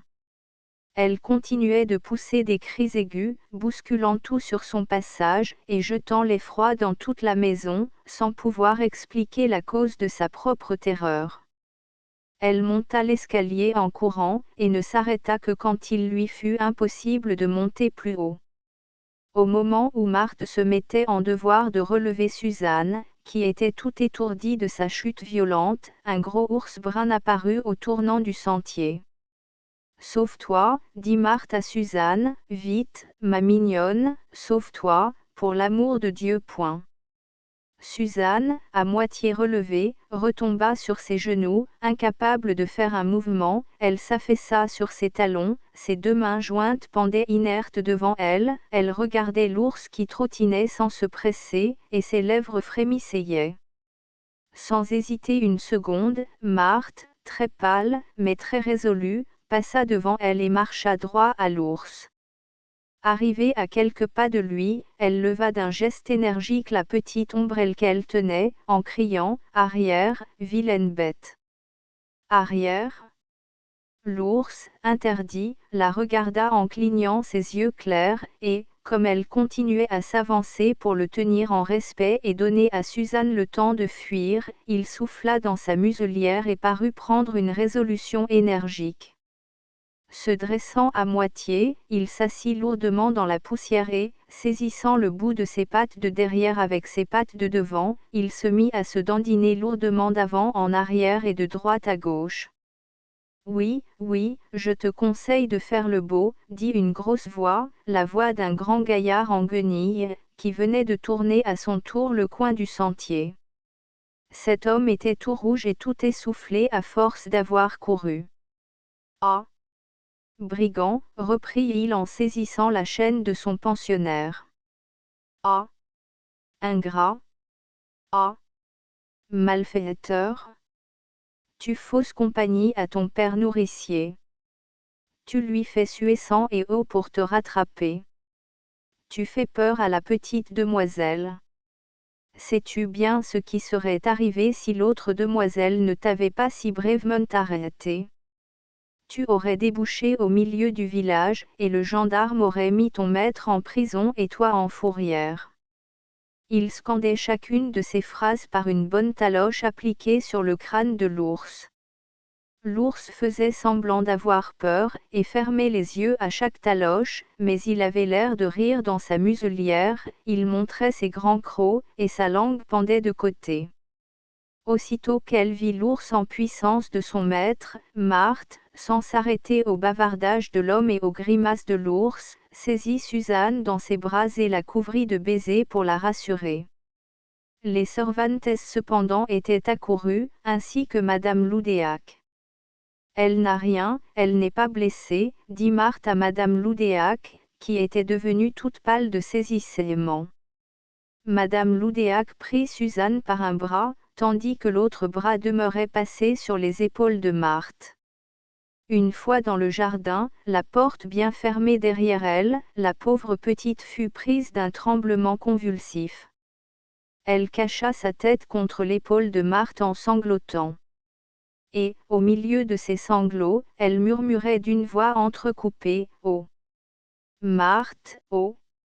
Chérie, embrasse-moi point. » Marthe l'embrassa, et Suzanne retint la figure de sa petite amie tout près de la sienne et plongea ses regards dans les siens. Est-ce que, vraiment, l'acte d'abnégation et de bravoure folle qu'elle venait d'accomplir, avait embelli Marthe et l'avait comme transfigurée? Ou bien, la reconnaissance passionnée que ressentait Suzanne lui ouvrit-elle tout à coup les yeux? Quoi qu'il en soit, elle s'écria, « Chérie, belle chérie, oh! Que je te trouve belle! » Marthe se mit à rire d'un petit rire embarrassé et dit à l'une des servantes, « Claudine, allez préparer un verre d'eau sucrée pour mademoiselle Suzanne, pendant que nous allons la ramener. » On avait un peu oublié la reine pendant tout cet esclandre. On la trouva dans une des mansardes, la figure cachée dans les mains, et criant à intervalles réguliers, « L'ours! L'ours !» Quand on lui eut bien expliqué que l'ours ne l'avait pas suivi, que c'était un ours apprivoisé et que son maître l'avait emmené, elle consentit à descendre. Malgré son aplomb de petite reine, elle fut un peu embarrassée de sa contenance quand on l'introduisit au salon. Suzanne était étendue sur le canapé, la tête contre l'épaule de Marthe, les deux mains dans les siennes, lui murmurant à l'oreille de jolis petits noms de tendresse. À la grande surprise de Suzanne, sa mère témoigna à la petite reine plus de bienveillance que d'habitude. Je le crois bien qu'elle lui montrait de la bienveillance. Ne lui était-elle pas reconnaissante, cette mère prévoyante et sage, d'avoir pris soin de démontrer elle-même, et si clairement, à la petite Suzanne combien, malgré sa supériorité apparente, elle était inférieure à la bonne Marthe. Rien de grave, ma mignonne, dit Madame Loudéac en tendant la main à la petite reine, une vraie plaisanterie de carnaval. Ah! Si j'avais eu ma carabine, s'écria la petite reine, qui avait repris son aplomb. Une ombrella suffit, dit Madame Loudéac en regardant Marthe avec tendresse. Elle ajouta, mais intérieurement, car à quoi bon frapper les gens qui sont à terre, une ombrelle et un bras vaillant. On demande mademoiselle de Gairel, dit Claudine en entr'ouvrant la porte du salon. Comme mademoiselle de Gairel devait partir le lendemain avec sa famille, elle fit ses adieux, ses petites amies et madame Loudéac lui souhaitèrent bon voyage. Bon voyage, selon l'intention des personnes, peut signifier « Je souhaite sincèrement que votre voyage soit bon » ou bien « bon débarras ». Les deux fillettes, sans arrière-pensée, donnèrent à cette expression son sens le plus favorable. Madame Loudéac, qui n'était pourtant pas malveillante, lui donna son sens ironique, sans en rien laisser paraître. Dans sa pensée, elle souhaitait « bon voyage » à l'influence pernicieuse de la petite reine sur l'esprit et le jugement de Suzanne. À partir de la soudaine invasion de Maître Martin dans le sentier des Thomeriks, les opinions personnelles de Suzanne subirent un changement considérable sur la question des tresses, sur la condition sociale des architectes et sur bien d'autres sujets. Les parents de Suzanne demeurent boulevard des Invalides, et ceux de Marthe rue de la Tour d'Auvergne, c'est-à-dire aux deux extrémités de Paris. Suzanne suit ses cours, et Marthe les siens. Toutes les deux ont des devoirs à faire, des leçons de piano, des leçons de dessin, et chacun des deux papas a ses occupations comme par le passé, chacune des deux mamans ses obligations mondaines, et, malgré cela, les deux petites filles se voient très souvent. C'est que, quand on tient beaucoup à se voir, on y arrive toujours, même à Paris. Or les deux mamans tiennent à se voir, et les petites filles aussi. Alors, cela va tout seul. Table des matières lettres de Finette à son ami de cœur, Michette, à Paris la faute de Nono Charles Clipman les trois petits chiens le père Vieux influence d'un ours sur les relations de trois petites filles. Astérisque astérisque astérisque End of the Project Gutenberg ebook compte à Jeannot astérisque astérisque astérisque Updated editions will replace the previous one. The all editions will be renamed. Creating the works from print editions not protected by US copyright law means that no one owns the United States copyright in these works, so the Foundation, and you, can copy and distribute it in the United States without permission and without paying copyright royalty. Special rule, set forth in the general terms of use part of this license, apply to copying and distributing Project Gutenberg symbol marque commerciale electronic works to protect the Project Gutenberg symbol marque commerciale concept and trademark.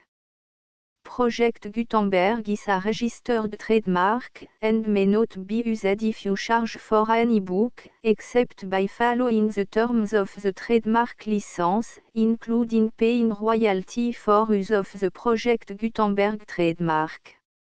If you do not charge anything for copy of this ebook, complying with the trademark license is very easy. You may use this ebook for nearly any purpose such as creation of derivative works, report, performance and research.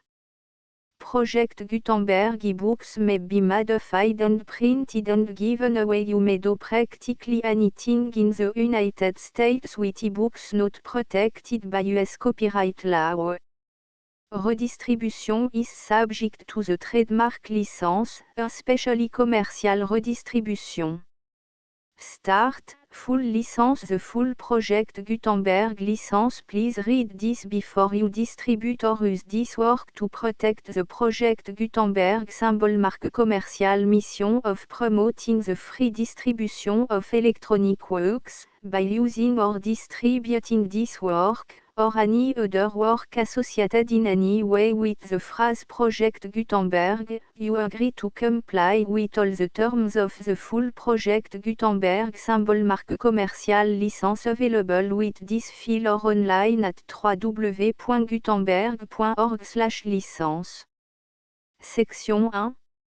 General Terms of Use and Redistributing Project Gutenberg symbol marque commerciale electronic works. 1.a By reading or using any part of this Project Gutenberg symbol marque commerciale electronic work, you indicate that you have read, understand, agree to and accept all the terms of this license and intellectual property, trademark / copyright, agrément. If you do not agree to abide by all the terms of this agreement, you must cease using and return or destroy all copy of Project Gutenberg symbol marque commerciale électronique works in your possession.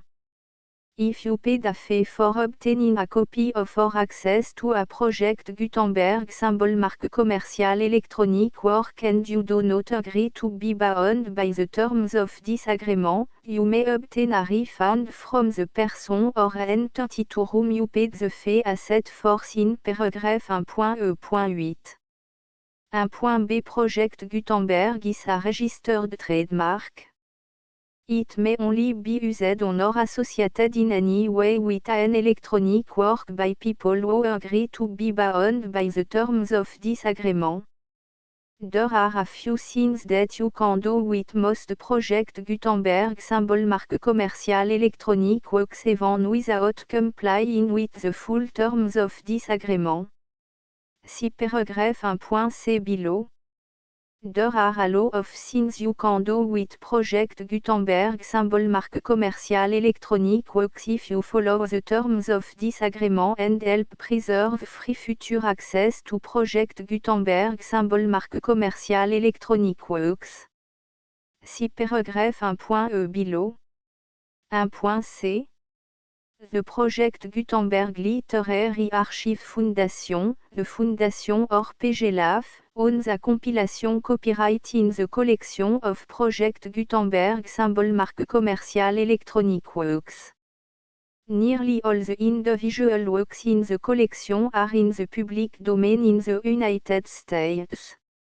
If an individual work is unprotected by copyright law in the United States and you are located in the United States, we do not claim a right to prevent you from copying, distributing, performing, displaying or creating derivative works based on the work alone as all references to Project Gutenberg are removed. Of course, we hope that you will support the Project Gutenberg symbol marque commerciale mission of promoting free access to electronic works by freely sharing Project Gutenberg symbol marque commerciale works in compliance with the terms of this agreement for keeping the Project Gutenberg symbol marque commerciale name associated with the work.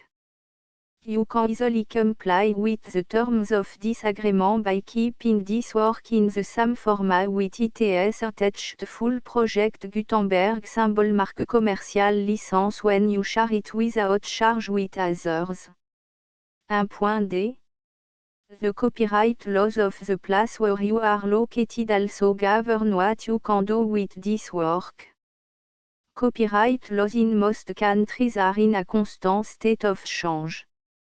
If you are outside the United States, check the laws of your country in addition to the terms of this agreement before downloading, copying, displaying, performing, distributing or creating derivative works based on this work or any other Project Gutenberg symbol marque commerciale work. The Foundation makes no representations concerning the copyright status of any work in any country other than the United States. 1.e Unless you have removed all references to Project Gutenberg. 1.e.1 The following sentence, with active links to, or other immediate access to, the full Project Gutenberg symbol marque commerciale license must appear prominently whenever any copy of a Project Gutenberg symbol marque commerciale work, any work on which the phrase Project Gutenberg appears, or with which the phrase Project Gutenberg is associated, is accessed, displayed, performed, viewed, copied or distributed. This ebook is for the use of anyone anywhere in the United States and most other parts of the world at no cost and with almost no restriction whatsoever. You may copy it, give it away or reuse it under the terms of the Project Gutenberg license included with this ebook or online at www.gutenberg.org. If you are not located in the United States, you will have to check the laws of the country where you are located before using this ebook. 1.E.2 If an individual project Gutenberg symbol marque commercial electronic work is derived from texts not protected by US copyright law, does not contain a notice indicating that it is posted with permission of the copyright holder, the work can be copied and distributed to anyone in the United States without paying any fees or charge. If you are redistributing or providing access to a work with the phrase Project Gutenberg associated with or appearing on the work, you must comply either with the requirements of paragraphs 1.E.1 through 1.E.7 or obtain permission for the use of the work and the Project Gutenberg symbol marque commercial trademark as set forth in paragraphs 1.E.8 or 1.E.9. 1.E.3 If an individual project Gutenberg symbol marque commercial electronic work is posted with the permission of the copyright holder, your use and distribution must comply with both paragraphs 1.E.1 through 1.E.7 and any additional terms imposed by the copyright holder. Additional terms will be linked to the Project Gutenberg symbol marque commercial license for all works posted with the permission of the copyright holder found at the beginning of this work. 1.E.4 Do not unlink or detach or remove the full Project Gutenberg symbol marque commercial license terms from this work, or any file containing a part of this work or any other work associated with Project Gutenberg symbol marque commercial. 1.E.5 Do not copy, display, perform, distribute or redistribute this electronic work, or any part of this electronic work, without permanently displaying the sentence set forth in paragraph 1.E.1 with active links or immediate access to the full terms of the Project Gutenberg symbol marque commercial license. 1.E.6 You may convert to and distribute this work in any binary, compressed, marked up, non-proprietary or proprietary form, including any word processing or hypertext form. However, if you provide access to or distribute copy of a Project Gutenberg symbol marque commercial work in a format other than plain vanilla ASCII or other format used in the official version posted on the official Project Gutenberg symbol marque commercial website, www.gutenberg.org you must, at no additional cost, fee or expense to the user, provide a copy, a means of exporting a copy, or a means of obtaining a copy upon request, of the work in its original plain vanilla ASCII or other form. Any alternate format must include the full Project Gutenberg symbol marque commercial license as specified in paragraph 1.E.1. 1.E.7 Do not charge a fee for access to, viewing, displaying, performing, copying or distributing any Project Gutenberg symbol marque commercial works unless you comply with paragraph 1.E.8 or 1.E.9. 1.E.8 You may charge a reasonable fee for copy of or providing access to or distributing Project Gutenberg symbol marque commercial electronic works provided that, you pay a royalty fee of 20% of the gross profit you derive from the use of Project Gutenberg symbol marque commercial works calculated using the method you already use to calculate your applicable tax. The fee is owed to the owner of the Project Gutenberg symbol marque commercial trademark, BU et HAS agreed to donate royalty under this paragraph to the Project Gutenberg Literary Archive Foundation. Royalty payment must be paid within 60 days following each date on which you prepare, or are legally required to prepare, your periodic tax returns.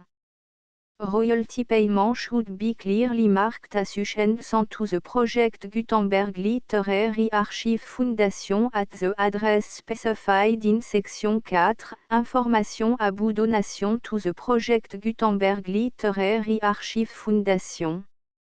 You provide a full refund of any money paid by a user who notifies you in writing, or by email, within 30 days of receipt that // does not agree to the terms of the full Project Gutenberg symbol mark commercial license.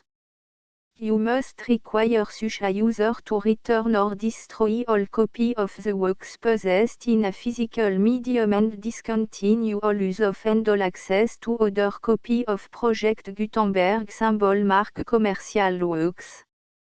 You provide, in accordance with paragraph 1.f.3, a full refund of any money paid for a work or a replacement copy, if a defect in the electronic work is discovered and reported to you within 90 days of receipt of the work. You comply with all other terms of this agreement for free distribution of Project Gutenberg symbol mark commercial works. 1.e.9. If you wish to charge a fee or distribute a Project Gutenberg symbol mark commercial electronic work or group of works on different terms than are set forth in this agreement, you must obtain permission in writing from the Project Gutenberg Literary Archive Foundation, the manager of the Project Gutenberg symbol mark commercial trademark. Contact the Foundation as set forth in Section 3 below. 1.f1.f.1 Project Gutenberg volunteers and employees expend considerable effort to identify, do copyright research on, transcribe and proofread works not protected by US copyright law in creating the Project Gutenberg symbol mark commercial collection. Despite these efforts, Project Gutenberg symbol mark commercial electronic works, and the medium on which they may be stored, may contain defects such as, but not limited to, incomplete, inaccurate or corrupt data, transcription errors, a copyright or other intellectual property infringement, a defective or damaged disk or other medium, a computer virus, or computer code that damage or cannot be read by your equipment.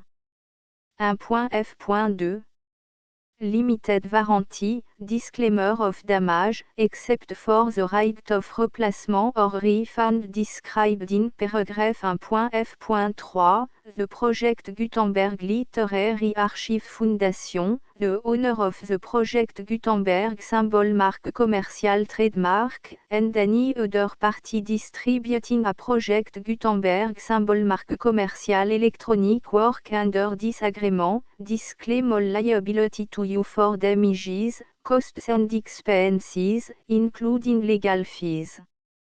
You agree that you have no remedy for negligence, strict liability, breach of warranty or breach of contract except those provided in paragraph 1.f.3. You agree that the Foundation, the trademark owner, and any distributor under this agreement will not be liable to you for actual, direct, indirect, consequential, punitive or incidental damages even if you give notice of the possibility of such damage. 1.f.3 Limited right of replacement or refund, if you discover a defect in this electronic work within 90 days of receiving it, you can receive a refund of the money, if any, you paid for it by sending a written explanation to the person you received the work from. If you received the work on a physical medium, you must return the medium with your written explanation. The person or entity that provided you with the defective work may elect to provide a replacement copy in lieu of a refund. If you received the work electronically, the person or entity providing it to you may choose to give you a second opportunity to receive the work electronically in lieu of a refund. If the second copy is also defective, you may demand a refund in writing without further opportunities to fix the problem. 1.f.4 Except for the limited right of replacement or refund set forth in paragraph 1.f.3, this work is provided to you as, with no other warranties of any kind, express or imply, including but not limited to warranties of merchantability or fitness for any purpose. 1.f.5 Some states do not allow disclaimers of certain implied warranties or the exclusion or limitation of certain type of damages.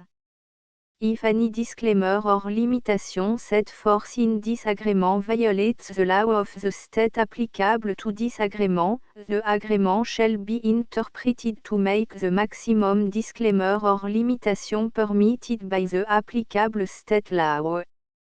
The invalidity or unenforceability of any provision of this agreement shall not void the remaining provision.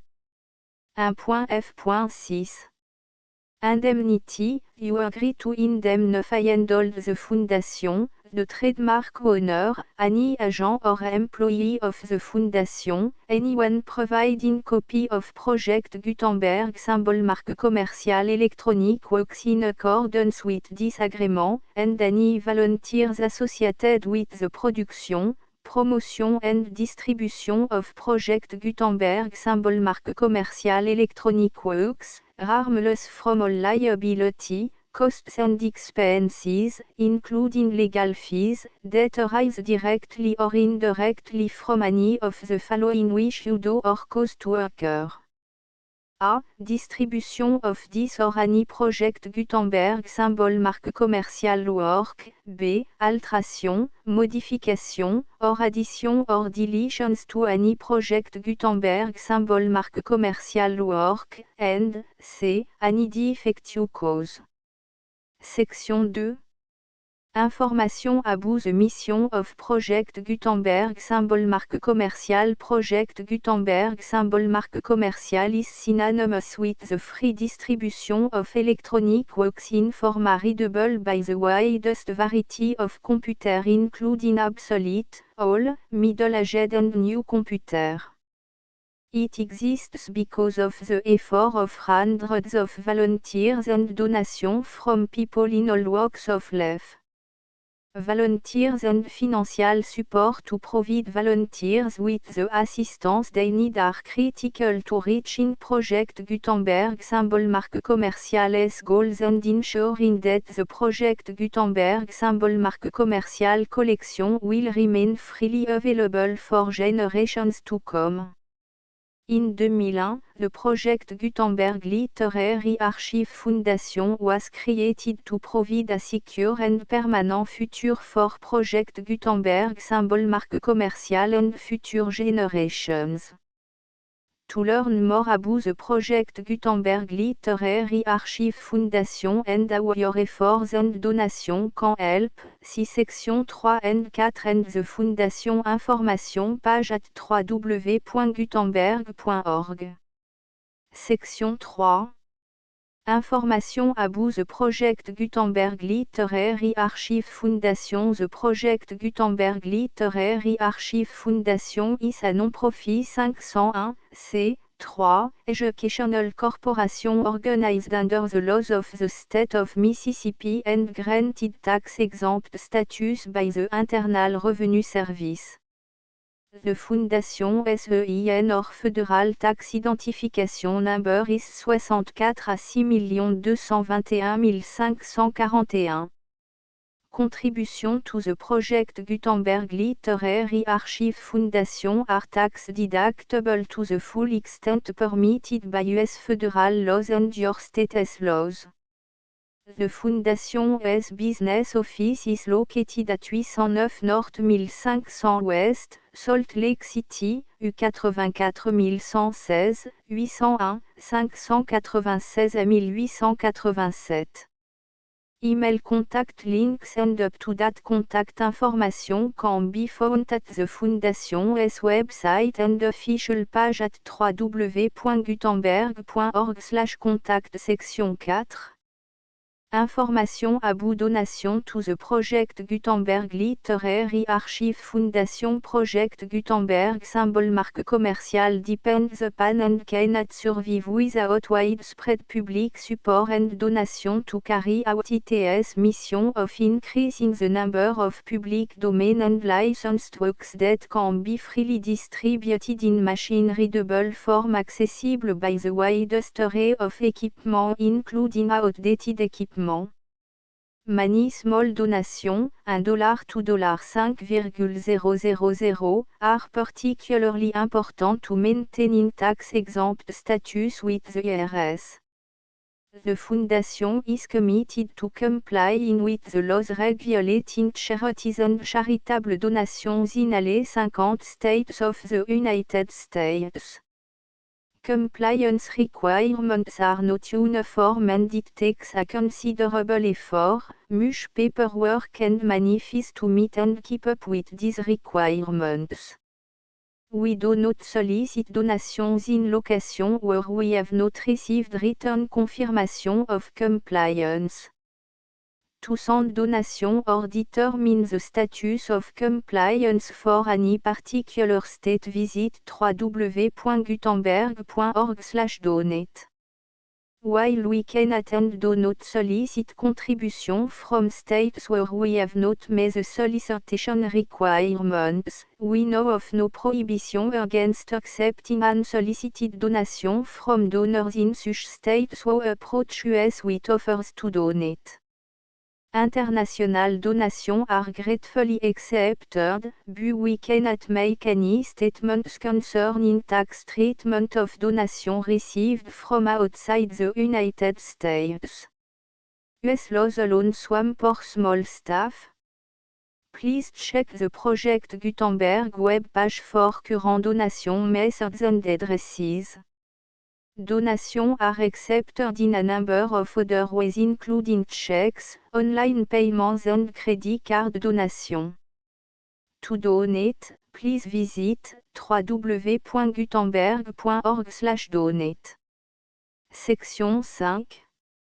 Général information about Project Gutenberg symbol marque commerciale Electronic Works. Professor Michael S. R. was the originator of the Project Gutenberg symbol marque commerciale concept of a library of electronic works that could be freely shared with anyone. For 40 years, he produced and distributed Project Gutenberg symbol marque commerciale ebooks with only a loose network of volunteer support.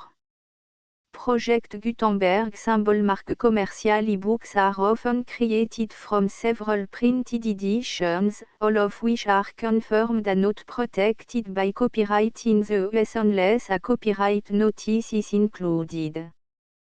Thus, we do not necessarily keep ebooks in compliance with any particular paper edition. Most people start at our website which has the main page search facility, www.gutenberg.org. This website includes information about Project Gutenberg symbol marque commerciale, including how to make donation to the Project Gutenberg Literary Archive Foundation, how to help produce our new ebooks, and how to subscribe to our email newsletter to read about new ebooks. Conte à Jeannot J. Girardin 1896 Lettres de Finette 2 La faute de Nono 3 Charles Klipman 4 Les trois petits chiens V Le père Vio 6 Influence d'un ours sur les relations de trois petites filles The Full Project Gutenberg Licence